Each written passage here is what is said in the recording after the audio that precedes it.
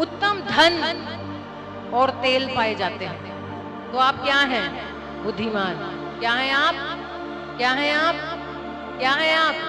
पीछे वाले बोलेंगे, सबसे पीछे वाले बोलेंगे कि बुद्धिमान के घर में धन और तेल पाए जाते हैं। इसका मतलब धन आ गया है और अभिषेक का तेल भी आपके घर में है यीशु मसीह के नाम में, मेरा विश्वास है। आप जब यहां से बाहर जाएं तो अपनी फोटो जरूर उतार के जाना, क्योंकि लिखा परमेश्वर हमें धन नहीं देता बल्कि बुद्धि भी देना चाहता है कि जो हमने पाया है उसे संभाल सके।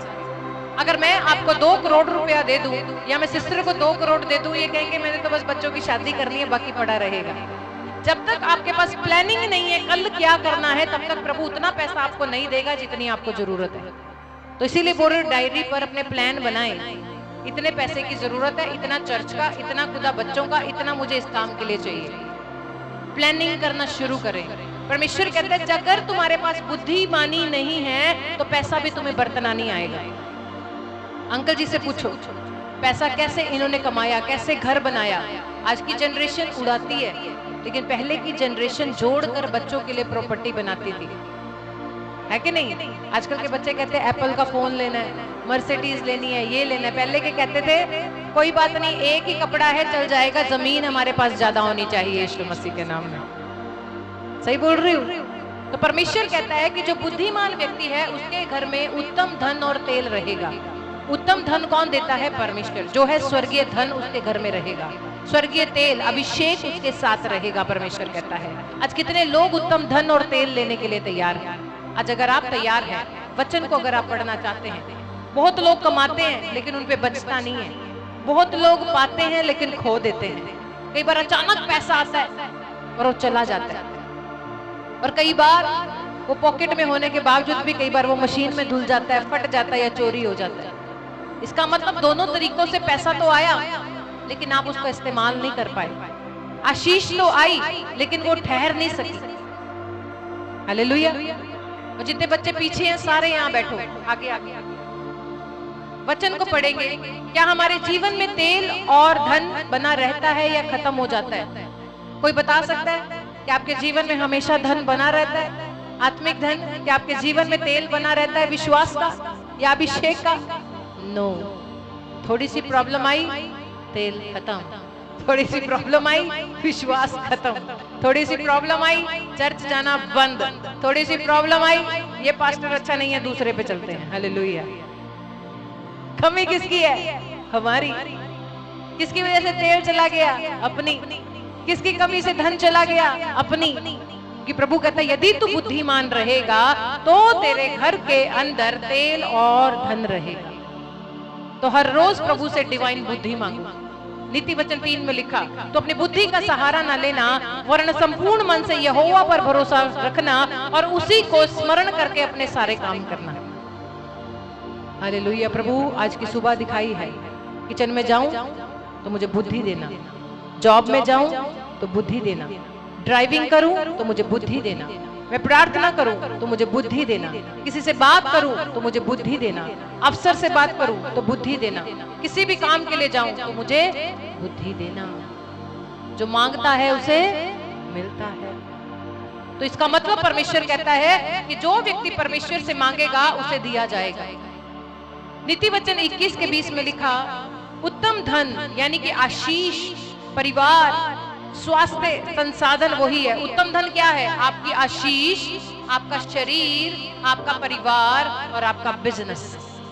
क्या है ये? आपका धन, आपका शरीर, आपका परिवार, आपकी गाड़ियां, आपके बच्चे, आपकी रसोई, आपकी जॉब, आपका पैशन, ये आपका धन है। अगर इनमें से एक चीज भी हिल जाती है आपका माइंड डिस्टर्ब हो जाता है, आपका प्रार्थना करने का दिल नहीं करता, चर्च जाने का दिल नहीं करता, बात करने का दिल नहीं करता, खुदा के पास जाने का दिल नहीं करता। और क्या होता है? हमारा धन खो जाता है। आज यही कमी है यूथ में कि वो बैठ नहीं सकता। आज परमेश्वर क्यों चाहता है कि मेरे पास आओ, मैं तुम्हें विश्राम दूंगा? क्योंकि पहले के जो बड़े बुजुर्ग थे उनमें धीरज था, बहुत धीरज था। अगर बच्चे जाते थे कि पापा आज घर में खाने को नहीं है, कहते कोई नहीं बेटे, एक समय नहीं भी मिला दूसरे में खा लेंगे। लेकिन आज के बच्चे कहते हैं अभी तो अभी। लेकिन हमारा स्वर्गीय पिता क्या कहता है? जो अंत तक बना रहेगा, जो धीरजवंत बना रहेगा, जो मुसीबत में भी नम्र और दीन बना रहेगा, वही उत्तम धन का वारिस होगा यीशु मसीह के नाम में। आज परमेश्वर उत्तम धन आपको देना चाहता है, अपनी आत्मा से आपको भरना चाहता है। और लिखा तेल पवित्र आत्मा की उपस्थिति, अभिषेक, शांति और आनंद।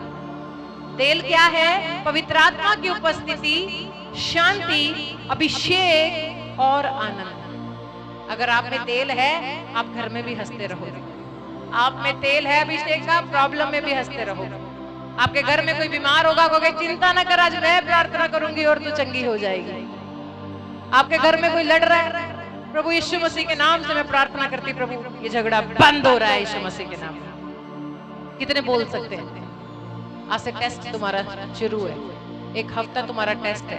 शनिवार तक अगर प्रॉब्लम जाए, आपको लड़ना है युद्ध, आपको तेल बनना है, आपको धन बनना है, आपको खड़े होना है परिवार के लिए, आपको खड़े होना है लोगों के लिए, आपको अपने पति के लिए, आपको अपनी पत्नी के लिए, आपको अपने बच्चों के लिए, आपको अपने फाइनेंस के लिए खुद खड़े होना पड़ेगा।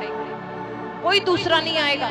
दुख में अकेले ही रहना पड़ेगा, अकेले ही प्रार्थना करनी पड़ेगी। बेशक जब पैसा होगा 10 लोग आएंगे, लेकिन जब आप दिक्कत में होंगे, परेशानी में होंगे, कोई नहीं आएगा, सिर्फ परमेश्वर है। तो इससे अच्छा पहले ही परमेश्वर के साथ चलो, पहले ही उसका हाथ पकड़ कर चलो, ताकि आपके जीवन में कोई प्रॉब्लम ना आए। लिखा कि बुद्धिमान व्यक्ति धन को संभाल कर रखता है। बुद्धिमान व्यक्ति धन को संभाल कर रखता है, भविष्य के लिए सोचता है और परमेश्वर पर निर्भर रहता है। परमेश्वर पर निर्भर रहता है, परमेश्वर से पूछता है कैसे करना है, पैसे कहाँ लगाने। कई बार मेरे मम्मी भी मुझे बताते हैं कि फालतू खर्च ना किया कर, कि परमेश्वर अगर तुझे देता है तो उसको संभाल कर भी रखा कर। फिर मुझे समझ आता है, हाँ प्रभु भेजता है अपने स्वर्गदूतों को। परसों में एक परमेश्वर के दास ने मुझे बुलाया, मैं उनके चर्च में मीटिंग के लिए गई। रात का समय था, हम मीटिंग में गए। वहां परमेश्वर के बहुत बड़े दास आए हुए थे, बहुत अच्छे आराधक भी हैं परमेश्वर के। उन्होंने बहुत अच्छी बात वहां पर बताई। कहते परमेश्वर में हम कब आए?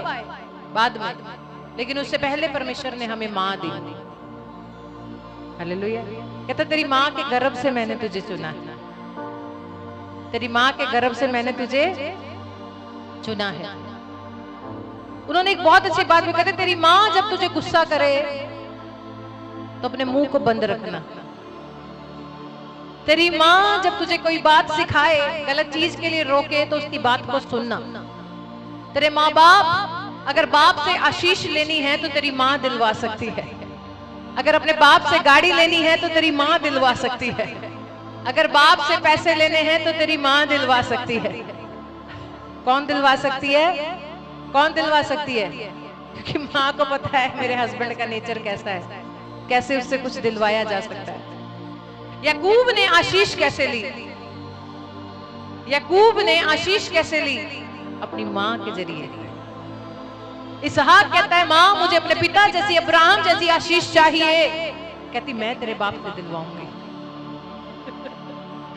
याकूब को कहती तू चिंता ना कर, तेरे बाप से मैं तुझे आशीष दिलवाऊंगी। बेशक उसने चोरी से आशीष ली, लेकिन उसकी ममता, उसका प्यार अपनी माँ के साथ लॉयल था। वो अपनी माँ के साथ लॉयल था, झूठ नहीं बोलता था, और तभी उसने आशीष को प्राप्त कर लिया। आज अगर आपके पेरेंट्स आपको गुस्सा करते हैं तो सुन लो, अगर किसी बात के लिए बोलते हैं तो सुन लो। अगर आज आप सुनने वाले बन गए, मुंह को बंद कर लिया, कल आपकी जय जयकार परमेश्वर करवाएगा यीशु मसीह के नाम में।